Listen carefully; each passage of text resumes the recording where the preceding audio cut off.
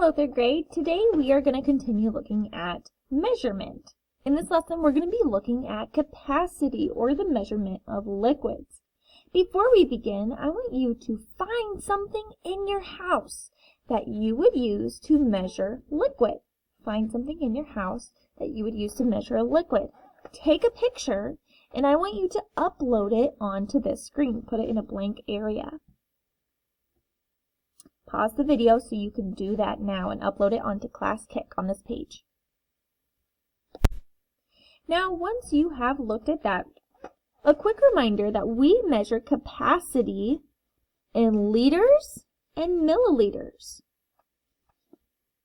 That is the metric system. Now, you might have a cup or a gallon or a pint. We can also measure capacity in pints, gallons, and quarts. Now let's look more at measuring capacity. Eric is cleaning his fishbowl and wants to know how much water he needs to refill the fishbowl. How can he find the capacity of the fishbowl? He has this measuring tool and he has the fishbowl. What could he do to find the capacity? Well, he could pour from the fishbowl into the liter containers and empty the container and repeat until the fishbowl is empty. Then he can add those together. So he was able to fill 5 1-liter containers. So what is 1 plus 1 plus 1 plus 1 plus 1? 5. That is 5 liters.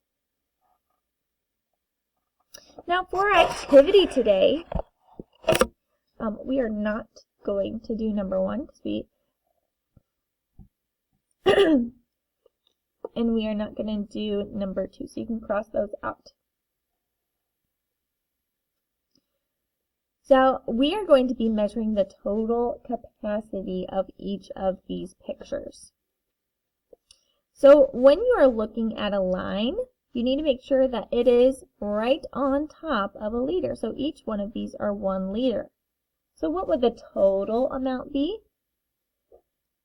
1 plus 1 plus 1 plus 1 equals 4 liters. Write that down now.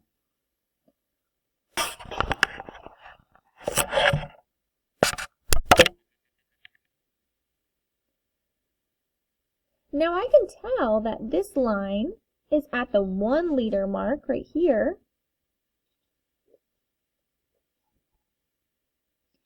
But this one is below and it's at a milliliter. Remember, milliliter, we think of drops. Liters, we think of a 2-liter bottle of Coke.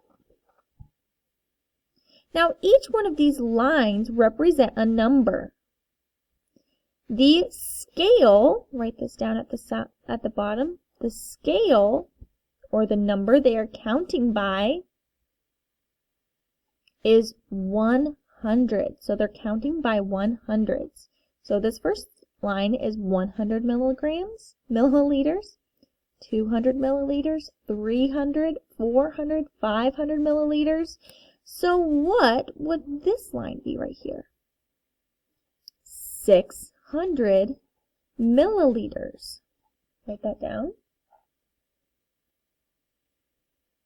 So the total capacity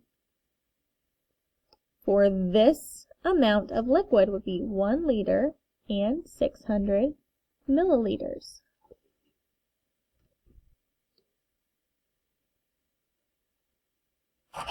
Now we're going to do 1 down here at the bottom, and then you'll do the other 2 on your own. Number 5. What is the total capacity represented in the picture? Well, right here, it's right at 1 liter. And remember, these tick marks in this measuring device counts by 100. The scale is 100. So I'm going to mark where I'm going to land and count by 100. 100, 200, 300, 400, 500, 600, 700, 800. So 1 liter and 800 milliliters. That's the total amount.